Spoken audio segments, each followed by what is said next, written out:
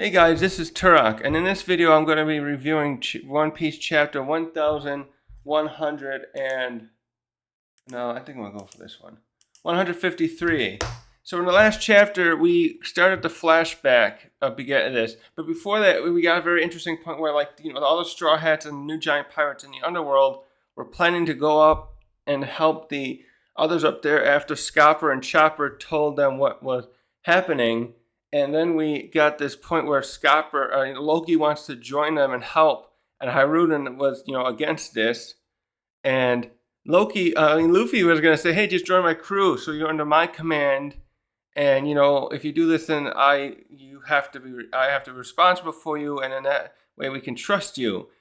Luffy, this is one of those things which kind of a little annoying. I love his earnestness and stuff, his trustworthiness and stuff like that, but it's like, you gotta sometimes. I think Luffy should sometimes recognize, no one's gonna just want to follow. Not everyone wants to follow. Some people want to go and do their own thing. It's kind of like a lot of people are always surprised that Zoro will follow Luffy around and stuff like that. And yeah, I don't know if I was in Zoro's position, I would be willing to go a long journey with someone like Luffy and the others, and with their dynamic, but I wouldn't want to be his subordinate in any way, shape, or form for a long term, I guess I could say, the way they're doing it.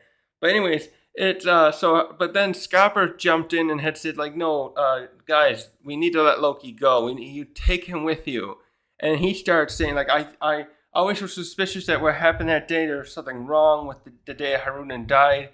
And so then we jumped into the flashback here, and we started with Loki and Jarl going to being summoned to see King Harald, who at this point was in some ways had been, so maybe he had entered in some formal thing with so from Loki's point of view, he says they did. The confusing part is, according to Summers and Eam, that he somehow betrayed them, right? So maybe, okay, that's what would be behind it. Maybe he had at first said yes to some kind of terms of being part of the world government because he was trying to improve relations with the humans. And this chapter is going to go over some of that, and the next one probably will too. But maybe at some point at the end he thought, no, I don't think I'm going to anymore, and that's when he got killed. And other people were pointing out too. I don't know how many, but I saw Tekking's. I haven't watched a lot of people's reviews of these last chapters yet. I've been too busy. I want to get some other opinions on this, see what they think. Tekking was pointing out, he was trying to look at this scene here, and he made a good point. I didn't really think of this. I think I did bring up, I wonder if they were controlled, but he pointed out how we don't see the thing going on where we just saw in two chapters ago with Emu controlling other giants, and how he used that go board type thing to flip people into his control. So we don't know for sure yet there. Maybe the next chapter or two of how many we get with the flashback will lead into that and show us what happened behind the scenes, so that to inform us as the readers at least. And then the rest of the chapter had to do some stuff with we had Shanks visiting Elbath and talking with Scopper, and at this point he was with Ripley and had Colin already. And then we had the last thing too was that was almost the thing that's been bugging me the most, but I don't have any answers on. I want to know if that was Loki that got that devil fruit, because that's the official story, is that Loki got the forbidden devil fruit and then ate it, and that's why. And that's the story too. The official story is that he killed his father to get the fruit. So something else is going on there clearly, like we know. And then the ending of the chapter now is jumping back to seeing Harald as a young man, seeing the stuff that built up to that point 14 years ago. So we jump back.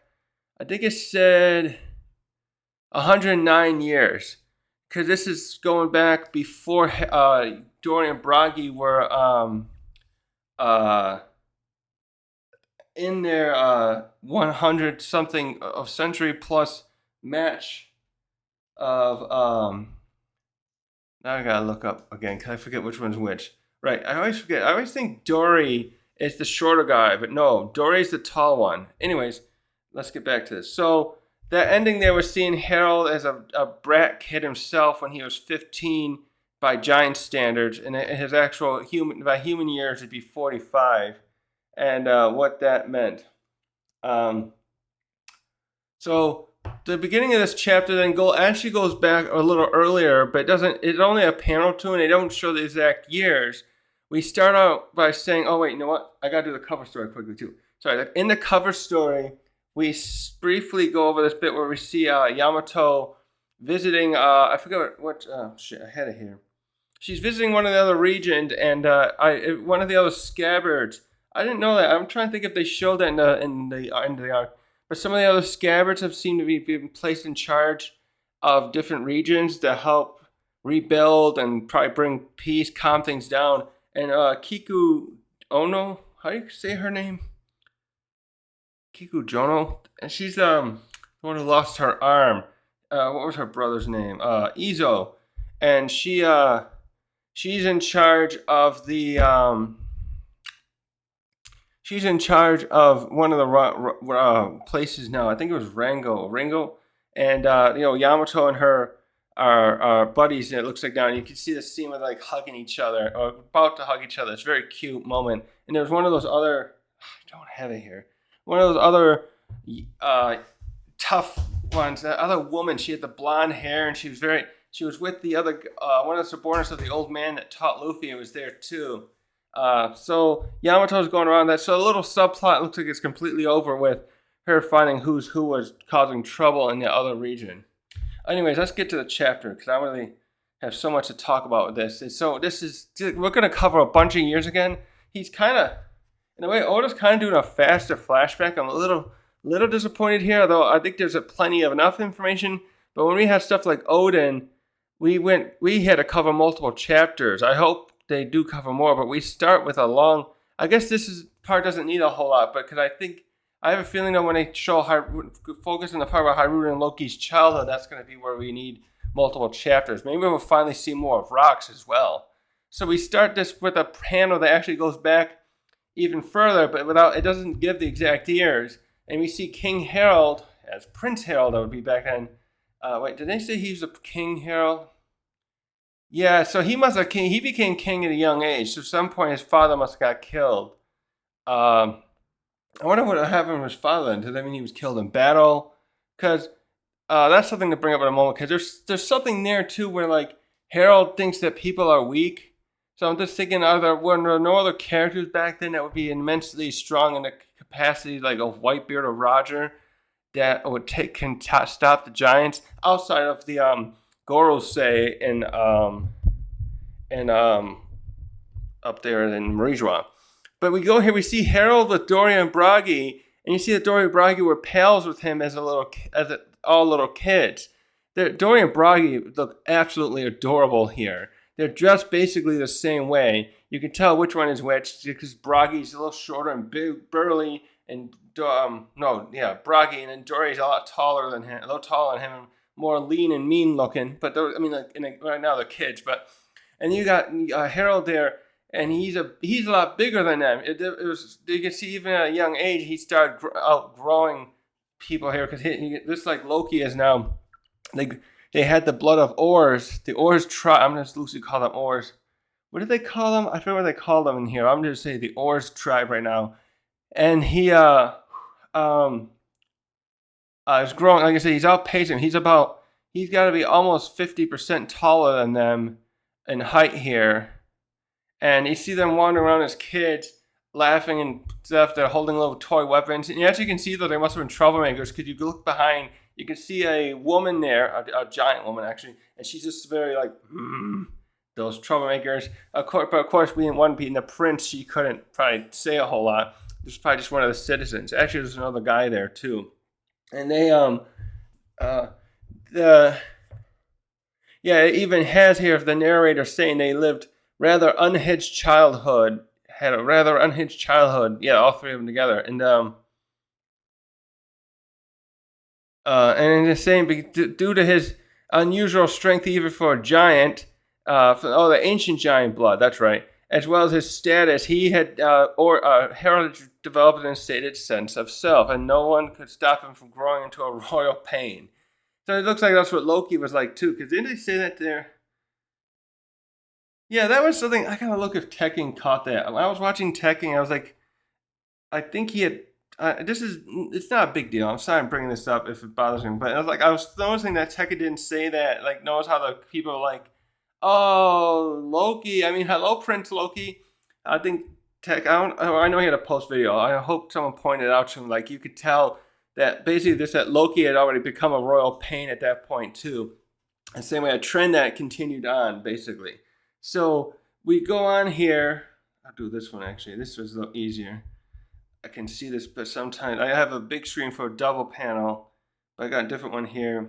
So we jump to this point that must have been right after the end of the last chapter, where it showed him destroy a castle when he kicked one of his subordinates into it, and he goes. Now they're on a ship sailing away, and he's sitting there at one end of the what would that be, the head of the ship, and he's just sitting there like, laying back and picking his nose. Oda does the pinky nose picking again. And he got some of his subordinates there. And he's just like, oh, everything I saw at Elbath is so tiny and pitifully boring. And he says, don't you agree, guys? And you got a bunch of suck-ups next to him. Yeah, of course. So either these guys just also, maybe they're a little bit afraid of him. That would make sense, too. They're just really like saying, yeah, it's just, yeah, anything you say, King Harald. Hold on. Oh. So I was just checking if this kingdom that they mention is one we saw before. Oh man, that really does. I like that brightness better. All right, I'll bring it like that in a minute. So we're at this point. So also this is back 100. Wait, how many years ago did they say before? 109. They said 109 years ago. But something said the years were off. I'm reading something else. I was saying it was 105 years ago. Wait, that right year? Hold on. They don't say that there. That says 109 years. Anyways, so this is well over 100 years ago, and we don't see Dorian Bragi anymore in here. So I don't know if they're with him here, because if we start focusing on other characters, I don't think they're there. Are they there? Anyways, I'll look later. So we go to this other. We're at this new. Now the giants are here. So I don't know if they're like doing like a little tour of the new world to like find new stuff, the places to raid. That could be the case, because we are in the new world here, and we go to this island known as the Bunt Kingdom. And inside this village, a local circus, maybe it's not local, a circus has set up, a human circus now. I feel like I have to say that once in a while. I'm sorry if I say that too much. So I want to make sure we get this distinction between like stuff with where they are. But yeah, most of the places that we're going to be in aren't our Albas. So there's humans here. And we're at a circus here, and the lead guy is like, someone here is, what do you have, one of those guys that like try to attract the people. And he's like, come on, marvel at this 10-meter woman we have.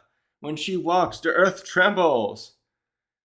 And this is a rare giant from the exotic land of Elbath. Feast your eyes on Ida. Or is it Ida? I'm going to say Ida. And so we get a shot then, we see all these people up in front of a giant cage.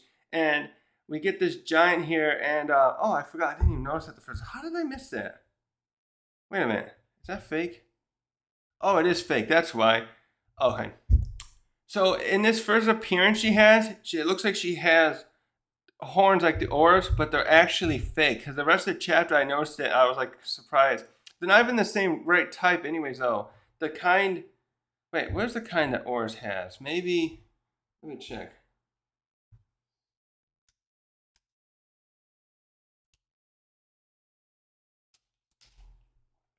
No, it is the kind that like Oars has, but it's not the kind that Loki and Harald have grow out straight up, more like no, that's not a goat. What kind of animal would have that? Like a sheep? Oh, I don't know, but it's different. But they're fake. She's doing it to look even more scary to the citizens. So she's out there, and she's up to the cage, rawr, and she's scaring all the people, and they're like, "Oh my god!" And or some of them look like they're enjoying it a bit. We see this father, or it looks like a grandfather, could be in the granddaughter, like, "Oh, this is so scary. Good thing she's behind bars." I don't know. So we switched to seeing Harold. He's watching through like binoculars or a telescope. Actually, would they have binoculars? It looks like binoculars. He drew the thing of him looking, but I don't know if they would have binoculars there. But he's using something like that, and he sees he's watching. He's looking at the tent where this Ida is inside, and he's very angry. He's like, turning a giant into a sick sideshow. All these humans, and we switched to later. He went in there, rescued her, and must have tore up the town a bit because we just see the ship floating away from the Bun Kingdom, miles from the shore, and you can see smoke in the background. You can just see some of the hills. You can kind of see little silhouettes of what must be the town, and he's laughing his ass off. And like, they thought Albath was a joke. Well, now who's laughing? And we see them on a ship, and Ida's looking all scared, like, "Who are you?" And Harald goes, "Oh, don't thank me. No need to thank me. I'm just the king of Albath, and I won't stand to see anyone from my homeland disrespected like that." Oh, but in the next shot, Ida looked like she was scared before. The next shot, she's gone up to him and swung and smacked the fuck out of him, like one good one, I should just say. And then he's down, and he's like, all the other people are like, "Oh my god, someone hit Harald," and and she runs up to the ship. She's looking back at the town like, "Turn the ship around. I need to apologize to them. So many people were hurt." And then Harold gets up and is like, "What are you talking about? Why would you care about tiny humans?" Oh, and you see Ida, she's got her fist ready. And in the next shot, she's pummeled him more this time. And you see him on the ground with bumps and his head all over. And say, "Have you had enough?" And then the other guys are just, you don't really see them, but you can see them responding. So they're probably all backing up, like, "Oh boy, we're not getting near this woman. She's scary." And then she's like, "Those people saved my life when I washed ashore, and then they gave me a job. They were kind enough to help me make a living till I was fully healed." So the thing here. Oh, what are you doing, Victoria? The key thing here is she was faking the being captured. There was just a little hurt. She had a deal going with the circus employees to pretend she was scary to get some money, help them get some money. So actually, I don't know, the way she said that, maybe that was a local circus. I was thinking maybe a circus like that would be traveling around the New World. Maybe they saved her, but the way she's saying that, maybe that was just a circus that stayed there. And maybe that would work, like, especially if with her and her employment, they could trick people not trick, by doing that and staying in one place, they'd have more people come to the town so that they could help the town and kingdom get more money by having more tourists follow. And then she goes up to him, she's like, "What do you mean by tiny humans? This because we happen to be born huge and coincidentally, oh wait, how did she say? You happen to be born huge and coincidentally strong and brutish. You actually think that makes you better than humans? How can you be so arrogant and pathetic? This is why all people think all giants are barbaric and brutish and Elbath." So actually, yeah, I gotta bring up here her outfit initially looked, you couldn't tell, it looked like almost like she was someone from Elbath. It was like a costume prop basically. But when you see her on the ship, she's now wearing like a tank top and denim shorts.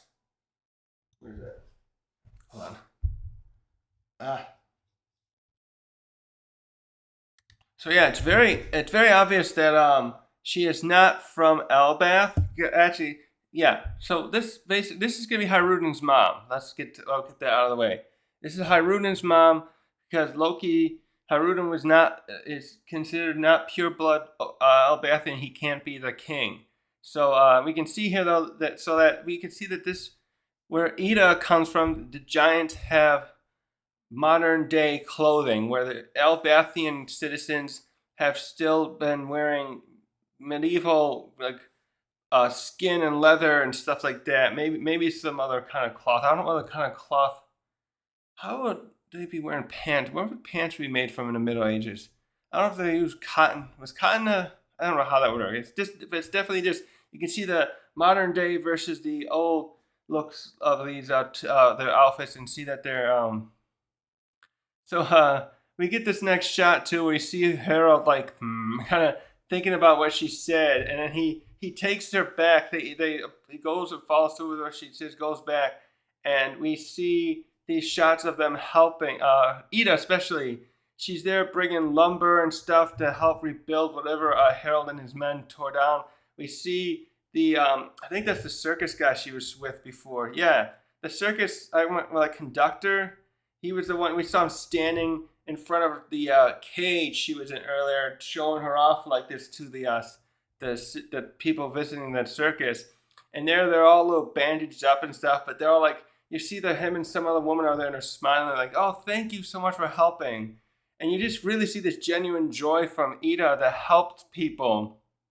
So in a way, she's acting like she's got this humanitarian thing going on, and also she wants to help humans. She sees no difference among them and her, other than that she's bigger. So in a way, she's not looking down upon them. I don't know what you'd call it. She wants to genuinely help them. I really like how they're showing this kindness, because also you can see the dynamic here is how what's going to happen is she's going to start changing Harald's heart on his opinion of humans. And I wanted to bring that up too. It's really great that they're showing us, because that's the thing I've always thought was funny when you talk about giants and humans, and when you have the giants just look like bigger humans. It's like, oh, why you guys got to discriminate against each other? The usual thing usually is like what happens here with giants often like saying, oh, they're puny, so we don't have to care. And then the humans are like, well, they're dangerous. They always just squish us or eat us or whatever. So they're our enemies. And so it looks like some of Harald's men, they're still there in a boat, or maybe they're nearby, but they're not. We see the boat and we see them talking. Yeah, Harald's definitely on the boat. Oh yeah, okay. So he's like, and someone's like, hey, should we set sail now, Harald? We took her back. She wants to stay there. And then the guy continues, why are you spacing out? You okay, sire? And suddenly he's like, oh, and he's like, wait, you guys go and help her.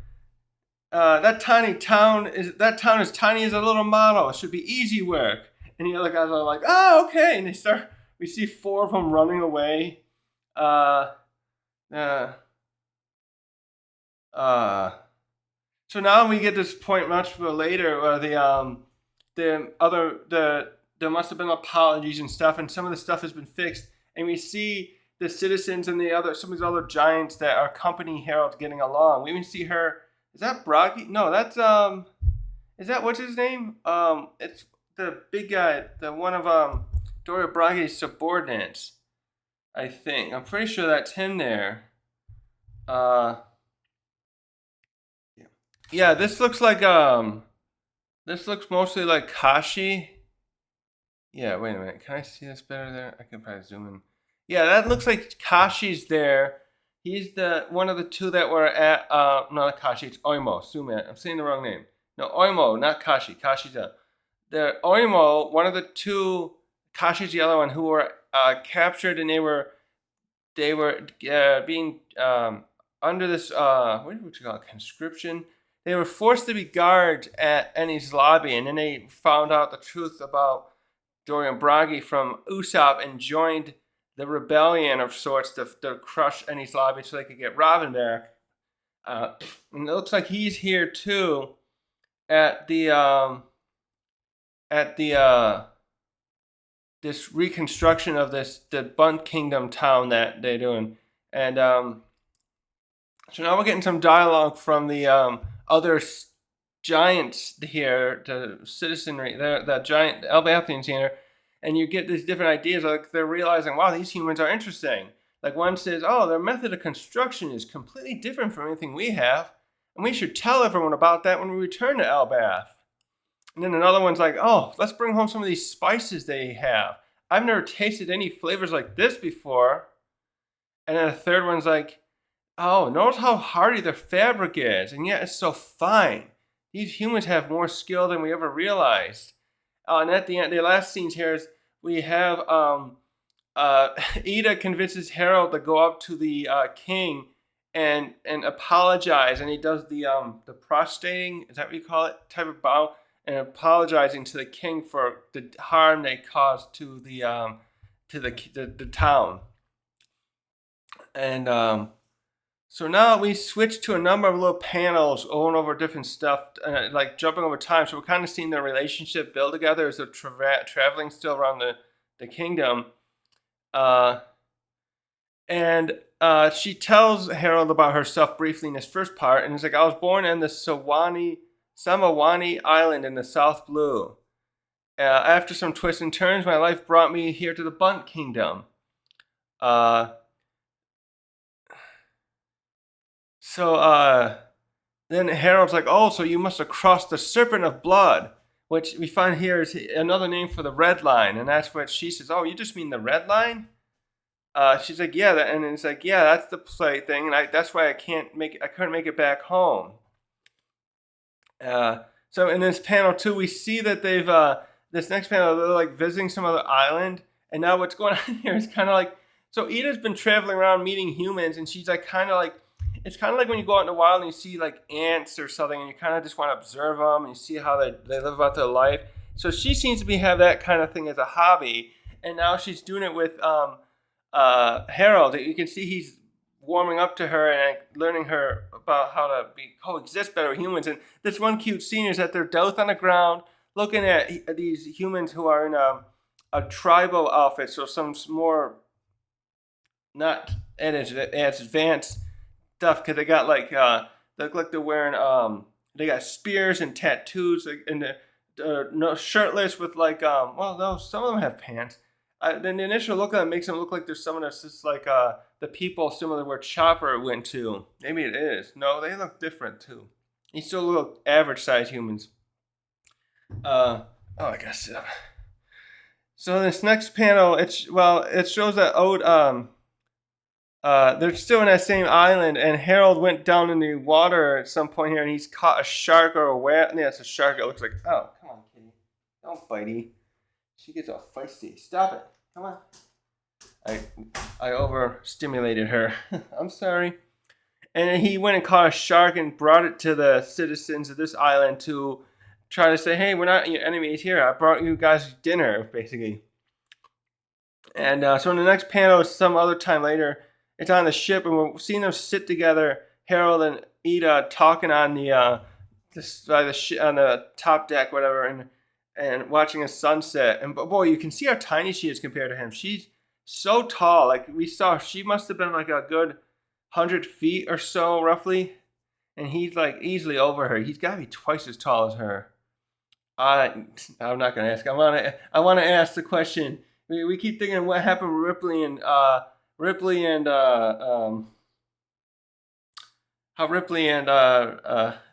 Scopper did, but then it's like the same thing here. Like he's so towering over her. It's like the same thing too when we had Odin and what's Odin's wife's name? Toki, right? And it's like, oh boy, that must have been something. Oh, never mind. That's not.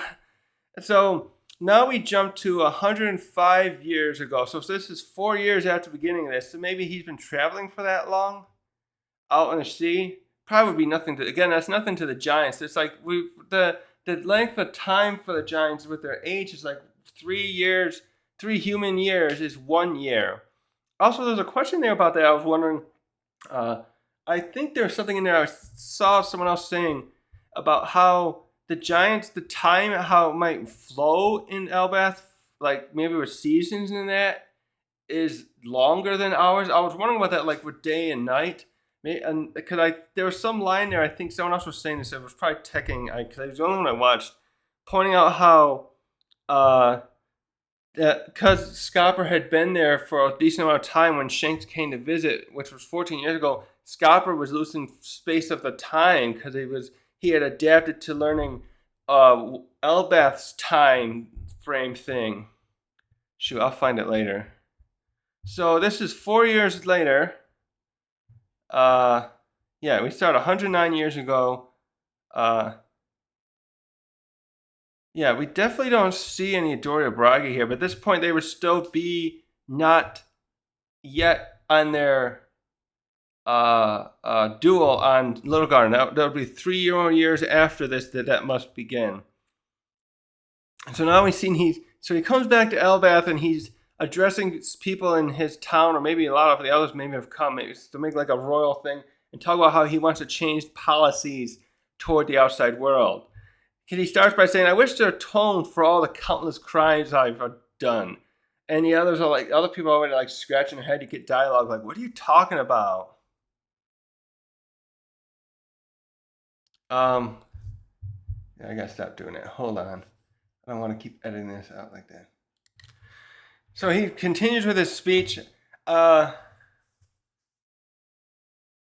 And he's talking about like, I wish to join hands with all our neighbors and ask them to teach us about their culture. If we learn from the rest of the world, we can make our lives richer. Wait, let me go here. Can I do this one? I should probably look at this one. It's better.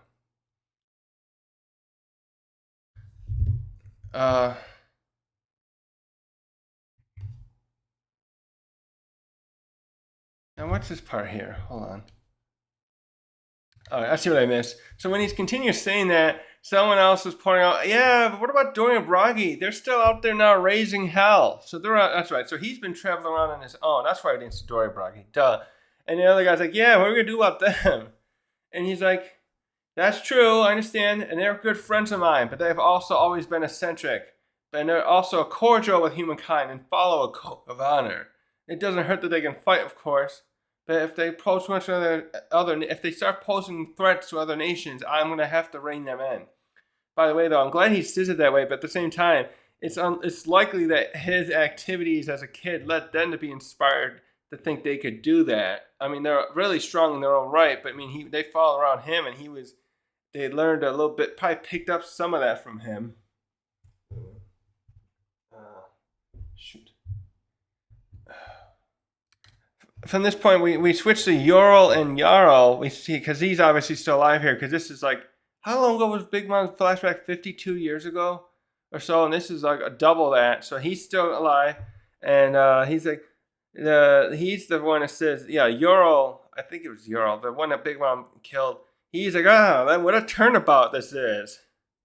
And Jarl's like, oh, I guess meeting new people really took him on a journey that in a way he didn't expect. So who says this? So we end the thing with we end it with who says that? Is that Ida that says that? We see Ida there, and someone says Harald. No, Elbath is blessed with good luck. So we switch from that and we go out to see that Harald is continuing to travel around with Ida. I think this is actually still coming from his speech though. He says, for example, we should try sending out diplomats back and forth, and we can help deepen the ties of friendships. And wait a minute. Now he says, I see. So, but anyways, first it shows a scene where he's watching these sailors bring in like probably alcohol in those giant barrels. Well, not maybe the same size we used to say, and he's like I think bringing in his own alcohol. Obviously he's a giant, so he brings a bottle that's probably probably got 10 times the alcohol of a barrel our size, and I think he's like give it to them as like a gift to say, hey, I'm coming here. I want to offer you this gift, and he's like, oh, you guys got alcohol here. You can have some of mine. Oh, okay. I think maybe Ida was saying we should send diplomats back and forth. Okay, and then and he's like, oh, we're like taking hostages then. Okay, I saw that part and I understood that. So I think Harold's thinking of this as, if you've ever studied history and how certain nations sometimes have to try and make alliances to get together, especially when they've been antagonistic, there's a phrase we use called exchange hostages, where like the children usually or some other family members of the leaders of either side, they often exchange these people. No, actually, does it go that way usually? The way I know it the most, I don't know if the way I just said is correct. The way I often know it is sometimes what happens actually is that, like, say some nations are gone to war, one side wins. If they're worried the one that lost is going to get uppity again, they'll take some of the children of nobility and keep them, but they won't have them as prisoners. They will treat them with a great level of respect, have them as like guests in a place. But there's this small, always been very not dangerous. Thing here is if your kingdom gets out of hand, we have the right to kill you, the hostages. That's why they're like a hostage, because they're not really there of their own free will. And sometimes to do it in exchanges. Actually, there was something like that.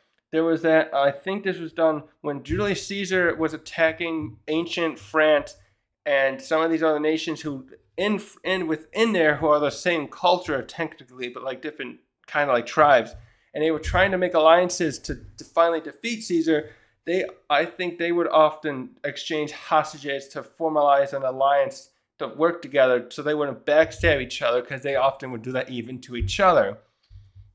So they did that to do the, instead of like a handshake or anything else, to like say, hey, this is a formal thing now, and we got your son, I got your daughter, and stuff, all that kind of stuff. But anyways, yeah, so Ida's like here saying, like, no, that's not, don't say it like that. That means countries can't get to be friends, which is exactly, yeah. So he's saying about having diplomats is different, but yeah. And not yet, in modern day, if people have like ambassadors or diplomats, it's usually like considered very bad to like kill them. But like in ancient times, they was treated a little differently the way did that. So we're getting this cute scene too where they're traveling around. This reminds me of Odin. It's cute how similar. He's like Harald, for all his other things he found. I wonder if he was doing this before. He's keeping a journal of their journey. And we see a nice scene where they're sitting together in now it's funny, their cabin. And he's writing in his journal, and she's falling asleep next to him at the table. So now we're going to do a bigger jump. We jump to 81 years ago. So 26 years after after we saw his speech at Elbath, and then we were in the eastern village, the fisherman one, and I don't know if that's supposed to be a baby crying or we're seeing. So anyways, this is where Harudin's born. And I don't know if these sound effects are just showing her in labor or right after when the baby Harudin's crying. But we get dialogue because it's in Japanese. Is that the kanji or something? I'm sorry, I don't know. And it's just like, oh, the baby's been born. And then we have someone else. Congratulations, Harald, Ida. But yeah, this is a part that really bugged me. But at the same time, we gotta see this. So we switched to Harald saying, "Thank you, everyone. Now Ida and I can." And I don't know if I thought these were supposed to be like the village elders. Maybe these are just like other citizens there. But we get this silly silhouette of 4 other Elbath men. And it's like, no, you are forbidden from marrying her. The royal line must remain of pure blood. So, I just was thinking, a lot of this problem that has come to Elbath now when it comes to this conflict would have been we still would have had, some of this I feel like would have been, so much less bad if we would have had these guys had not caused this problem. Hold on. Yeah, this whole thing here with Harudin not being eligible to be the king now is just such bullshit. I just really wonder what's going to happen at the end. If Loki does decide to help the Straw Hats and Harudin and stuff, I just want to know if that's going to lead Loki to becoming the former king, or if he'll say, no, Harudin is king now. This is bullshit. I'm really curious what's going to happen with that at the end. So, oh boy. Hold on. Oh crap. Something's going on here. Got it. No. Oh. Okay, so, where was I? So we see Harudin and Ida together. And you can see the citizens, so we can see that when it comes to absolute authority, this is out of Harold's hands, and he goes up to Ida in this next panel, Like, I'm sorry, Ida, it galls me that it has to come to this. It's just how my culture works. You can't get emotional and fight against it. And you still see some of the other citizens that'll be like, well, you're still always welcome in our village, Ida. And you can see some other people like fawning over her. They like her. So she's probably been coming back and forth here now. Because they said this is 26 years later after she probably first visited. So the people here love her in this village, but there's still like this, nope, sorry. You have children with a giant. I mean, I wonder if they even had children with a human. But it's like, no, that's not eligible to be the next line for the royal line. And you can see it doesn't bother her. And I mean, you just have this cute shot with her holding baby Haruden. And she just says, well, as long as he can gets to live here with Daddy, you'll be all right, Haruden? Or you'll be happy, right, Haruden? Just saying, as long as she was like, basically like, I guess I'm saying like, as long as she wasn't like outcasted and not allowed to let them to grow together as a family, grow up as a family, or him grow up among the parents and both parents and stuff like that. So now we jump to this part, and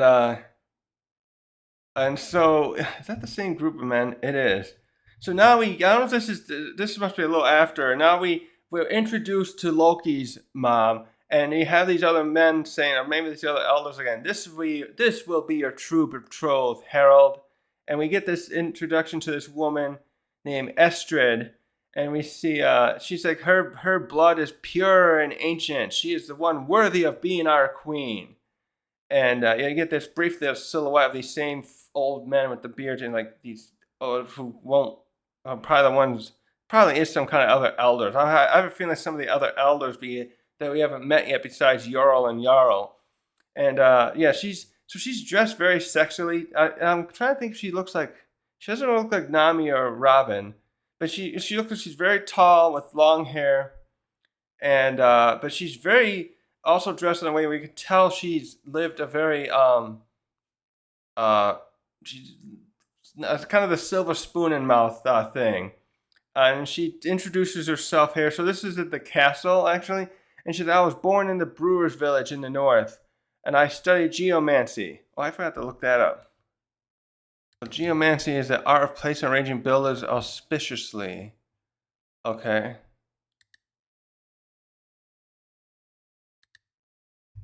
Observing how. Okay, it's kind of like a divination thing too. Okay. So yeah, she gives me a lot of vibes here. You're gonna start seeing. She gives me vibes of characters like I'm thinking of like Alexander the Great's mom, Olympus, who was supposed to be quite the handful for even Philip II, who was a very strong, very firm-handed man to handle, and you can see too here. It's really great. You can see that Harald, after being with Ida for so long, is not enamored with her in the like her attitude. Like I'm sure he finds her a bit attractive, but I have a feeling like maybe if he had met her years ago, he would have been more like with her. But now you can tell because of his personality, his whole worldview and everything that Ida's open to him. He's not into it. This is like a thing he's just doing for his country now. So she's going up to him and she's trying to smooth talk him, kind of. He's like, "Oh, it's my fate to love you for the rest of my life. Forget about that woman and child to the east." And he's like, And yeah, we don't know either. I like that they said this prestigious daughter in her title card. Like, I want to know who her parents are. So you can see here though, she really follows this very religious or thing with different. She's very how do we call that?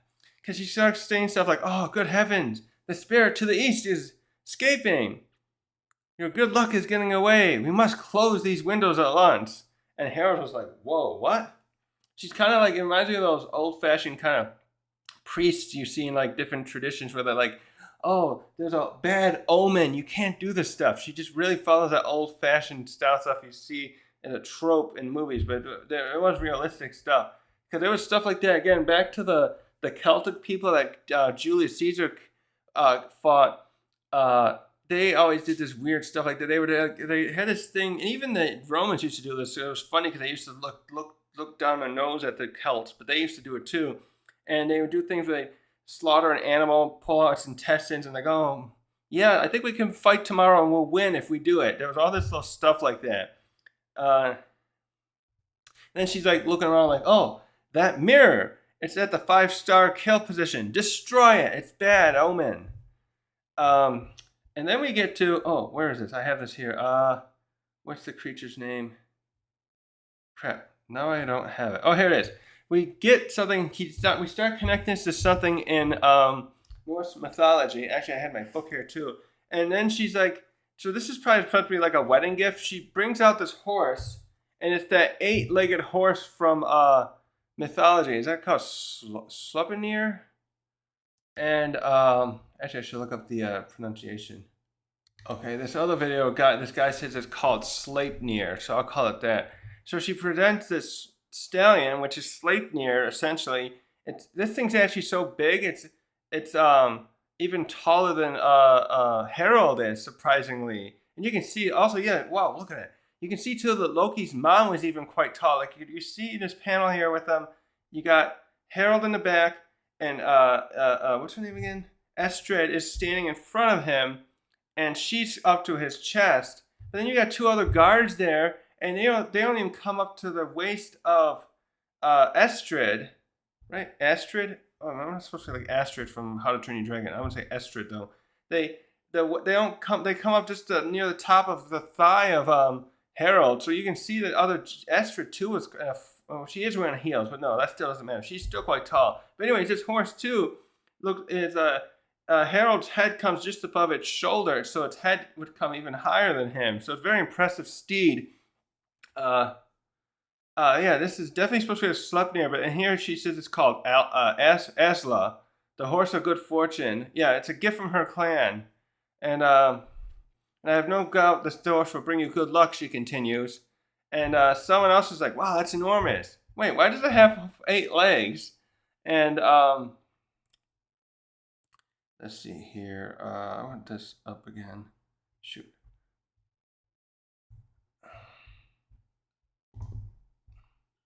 You know what I could do? Change the brightness. Shucks. I wonder if the brightness would help this out. I want to have my face in it. A little bit, yeah.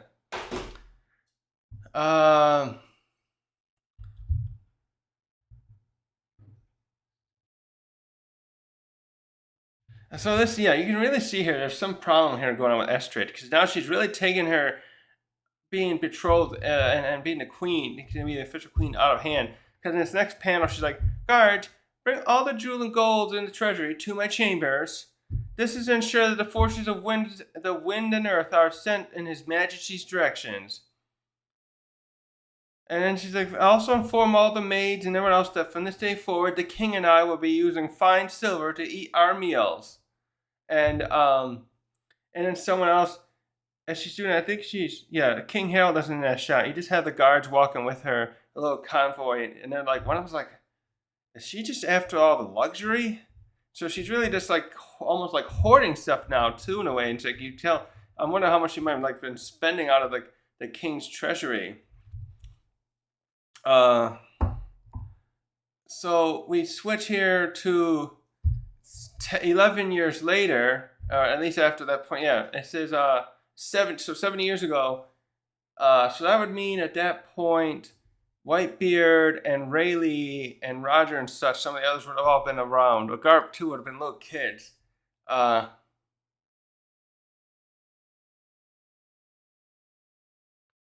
So yeah, the narrator's going, in an era where the rigors of the sea made it difficult to maintain trade between islands, Elsbeth's skill at navigation was the envy of other nations. And you can see how much older Harald now is looking like a very kind of rugged, handsome older guy. Like, yeah, you can tell he's a little older looking. Actually, yeah, because actually when you see him, that's weird. Actually, when you see him talking with Ida when Hyrudin was a little kid, he didn't have any facial hair. But he started to when he's there, Estrid. And now in this other panel, he's got a bit more, and his hair's grown out longer. So you can see the difference in his hair now in the 35 years. No, almost 40 years. So it's 40 times 3 divided by 3 would be over 10 years later for a giant's age, right? He's very rugged looking, but he's out there at sea, and he's actually, it looks like there's a storm going on, and he's rescued. Is that supposed to be Drum Island? Oh, maybe that looks like it's near Wano. That looks like those pillars. He's picked up the ship. He's like rescued some people from the humans from the sea. It's like a small ship that's probably like similar size to the Sunny, and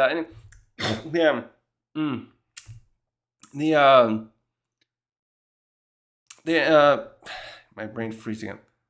Narration continues. Elbath's skill at navigation was the envy of other nations. Yeah, so this is a point to point out, because we saw that like when Roger made it to the end of the Grand Line over 24 years ago, that was a amazing thing. They were still completely uncharted even at that time. And you can see when we went to Brooks' flashback for over 52 years ago, you can see they were still very dangerous out there. And so this is another 18 years back, and it's like people are traveling between nations, even though it's like the world government, and it's like they got all these nations allied together, but that getting around was difficult. And so now in this nice scene too, where Harald, he's with, are these other giants? No, these gotta be, they're dressed in that. Maybe they are, and they're the smaller ones. He's like coming back and telling other tales, I guess is happening here. And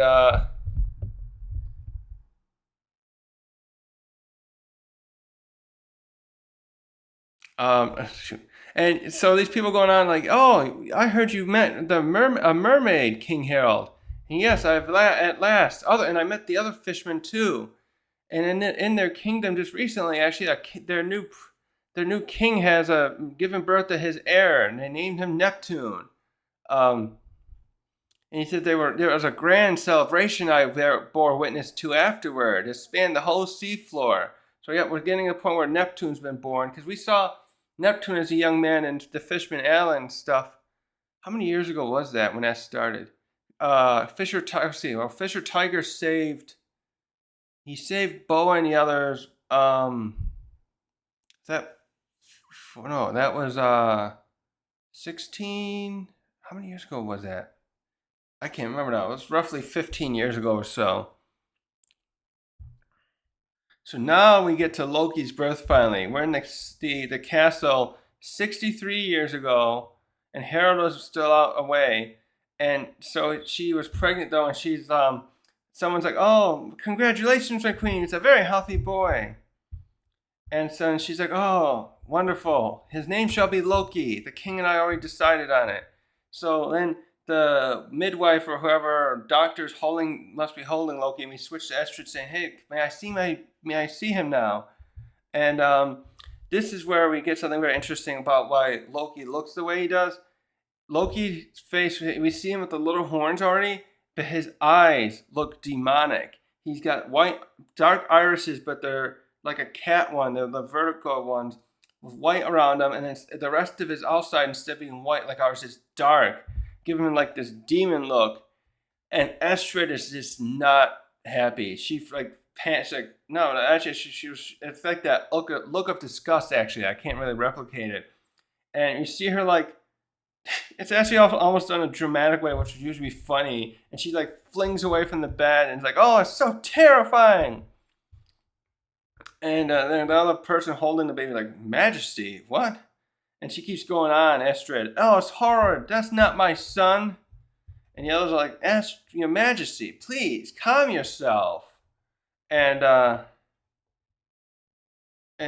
she gets bad here. She's like, "Tell the kingdom it's a stillborn.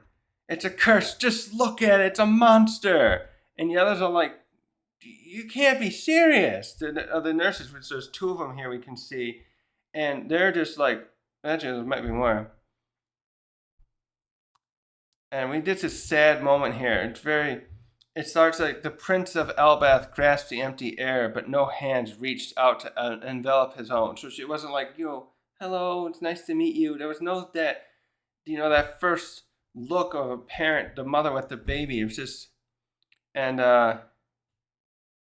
we actually, it's very sad. You see baby Loki crying, get this big tear chop. Oda drew it so well, coming down his right eye. And then I don't know if this is the same day, but we get Estrid running from the nurses, and they're like, so she must be holding Loki. You can't really see it, but they're like, Your Majesty, stop! He's the heir. And in the next channel, we see the bottom of the sun world and the top of the underworld, and a thing falling down. She's fucking threw Loki from the village into the underworld. And yeah, she's like, and the narration goes on. The narrator, yeah, it's going on now. It's funny how it does. I like how they change this. I want to put the image when Oda's doing these on the narration. He has this very formal font with the little curl thing looping in, and some. And this one is very like ominous. It looks like parchment that's been all ripped up a little on the edges. And so yeah, this must be the same day. And the narrator now, it's almost like the narrator's reading in a grave voice. So I'll try my best. It's like the most unfortunate of all living creatures is the one whose very existence is denied by its mother in the moment of its birth. And then we hear Estrid yelling to those nurses, Do you hear me? I bore no child. Do not tell a soul about this. Holy shit.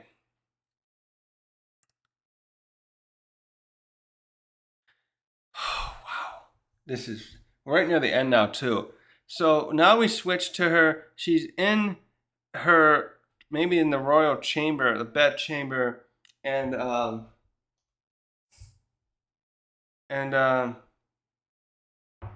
what's going on here? So she's filling up all these suitcases. Actually, I find I'm trying to look at this. I think she's hoarding more of the treasury money with her. She's not. I doubt this is all just let me look here. I doubt this is all just like, yeah, you can see stuff there. She is such a hoarding, greedy bitch. And now she's in here packing up. One of the guards are there, like, it's kind of like, Easy, Your Majesty, please tell me, what are you trying to do? And she's like angry and like, I'm going home. I never want to bear another child. And while this is happening, another guard steps in and is like, Your Majesty, head guardsman, down in the underworld. And Estrid, oh man, that look on Estrid. So and Estrid turns around and she's so like angry. I can't put my finger on how palpable it is, like, and how she's angry. It's like, in the last shot here, we get this now this is what I need the double panel for here. We see a shot of baby Loki climbing back up the side of Yggdrasil. He's a little bloodied up on his head. He's got snow all over him. He looks like he's freezing, and he's still climbing up. And what is that? I was just showing him. There's this next panel. It looks like some animals there, and I don't know if that's supposed to be like wind blowing or conkers. That's just the wind blowing.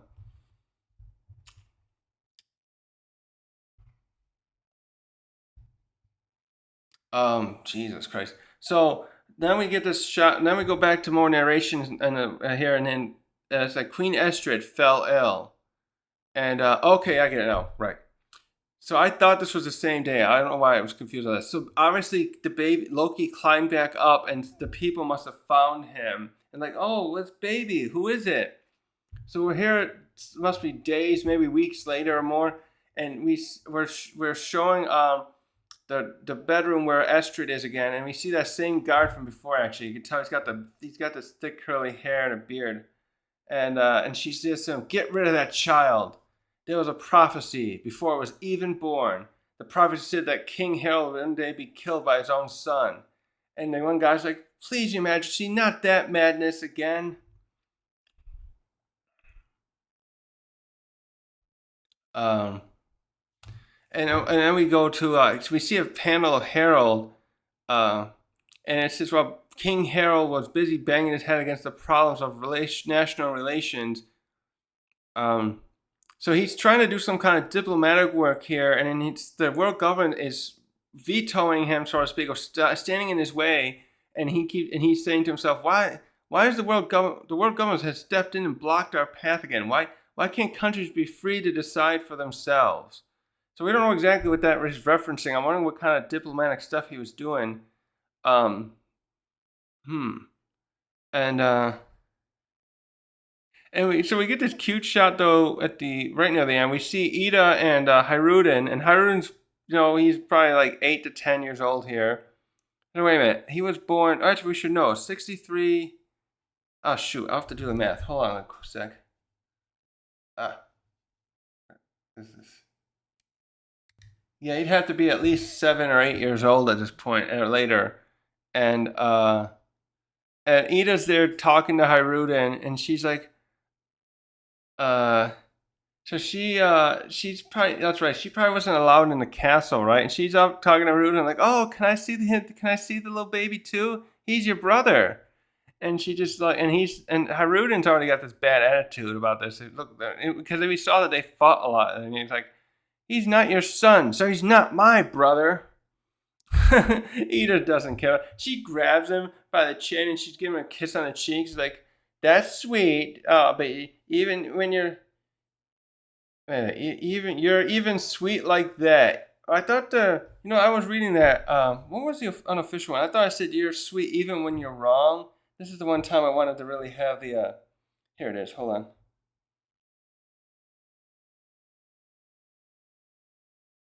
Oh yeah. This is one time I like the unofficial translation. It's like, you're so cute even when you say such awful things. And so at the end here, we go to the very last little panel, and let me pull it up. And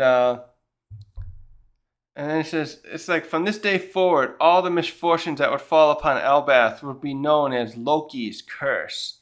And we just get this ominous silhouette of young Loki wielding a huge kanabo. Like, and this is like, because he's like, I don't know how old that would be. He'd be anywhere from over, 8 to 10, I'm going to say. And he's kind of like we saw him we saw a panel of a flashback when he was beating up Hiruden, and we saw him like kind of like that. So he's got the helmet on.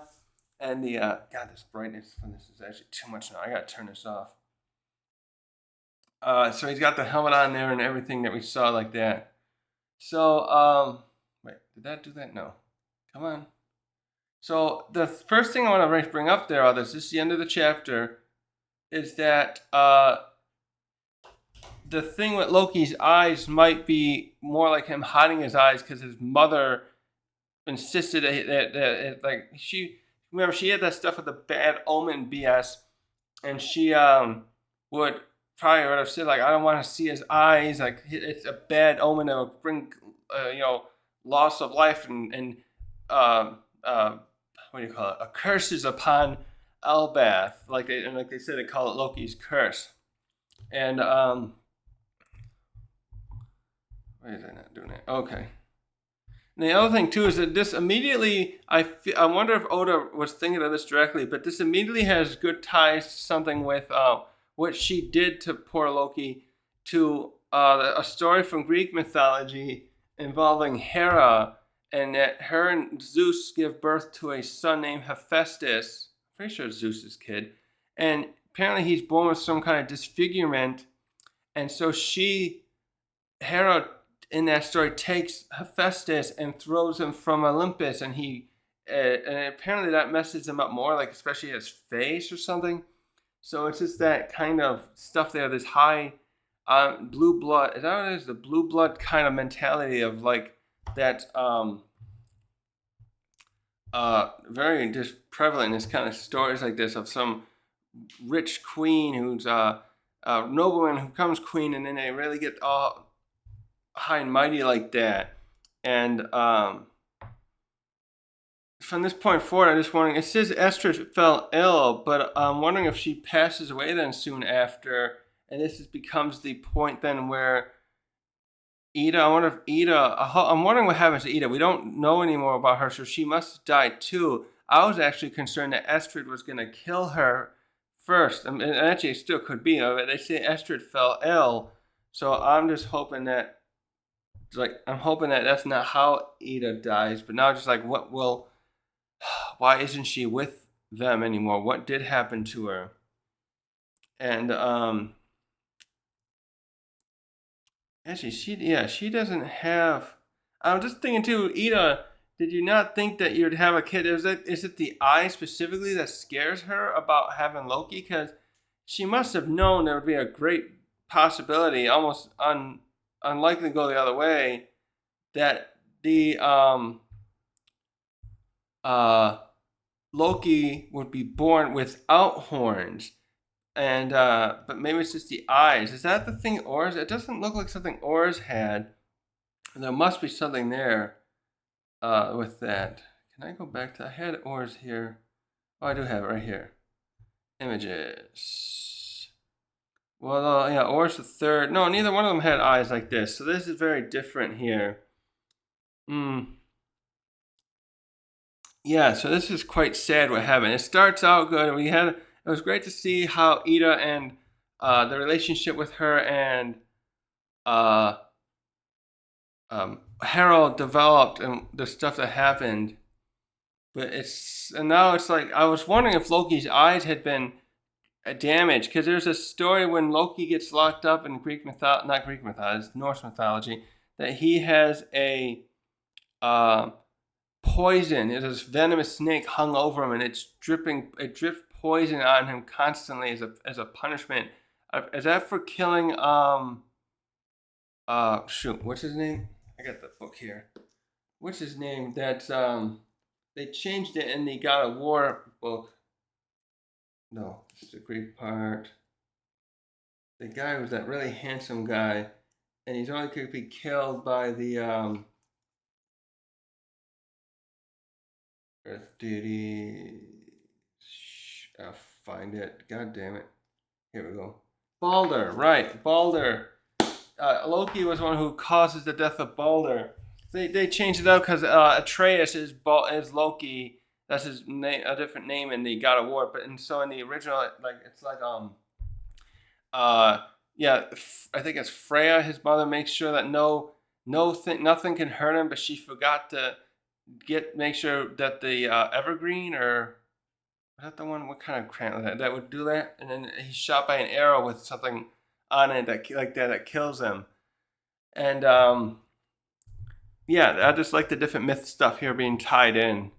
Um, I just want to know too. Yeah, what's the world government's angle here and trying to? Was it because he was trying to make separate? I bet it's something like separate trade deals. That's the thing too, though. I always wonder, like, what else is happening when the reverie happens. I was thinking the that would be part of the thing is they maybe negotiate trade deals with one another because there must be like imports and exports of certain things they wouldn't have, like Alabaster probably would have to import quite a bit of like grains or other food products because they're a desert and they're not going to be able to grow a ton of it. They do know that's what the thing was that what was it? Crocodile had that rain dust or whatever it called, and he was making it look like the cobra was hoarding it. But yeah, imports and export type things, trade deals. I'm wondering if that's what else was going on. Maybe also too, maybe he was trying to stop certain wars from happening. Harold, we know at this time when we near the end here, well, actually it was a part roughly, what was that, 70 years ago there. Yeah, there was just that in between period here where I was talking about where Whitebeard and Rayleigh and others would be young, and we know that Whitebeard's country was a place that was ravaged a lot too. So I was just wondering if Harold might have. I'm sure Harold must have been encountering stuff like that because he's been on the sea now for 40 years, traveling around, and there would be obviously other wars, and he might interact with those. Actually, that's something too. He said something. They said something about the red line. Does that mean that Ida never did make it back to that? Did they not use the whether yeah the combat would be a problem? That they was a problem where they couldn't use reverse mountain.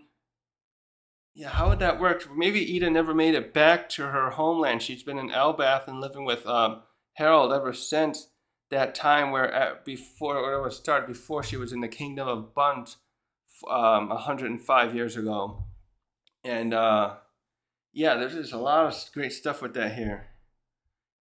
And I wonder then one last thing. I wonder if the people ever did find out who Loki is. They must. I bet Estrid, what she did was to spin some yarn. Like, nope, the kid still, I didn't have a baby. This kid, so I don't know, but who would have raised, no, they said throw the, no, they did say it's her baby, so that didn't work. Maybe she tried to initially say, no, that's not my baby, but some other people opened their mouths and hopefully they didn't lose their tongues or their lives over from Estrid, because she looks like someone who would punish the staff and guards on a whim.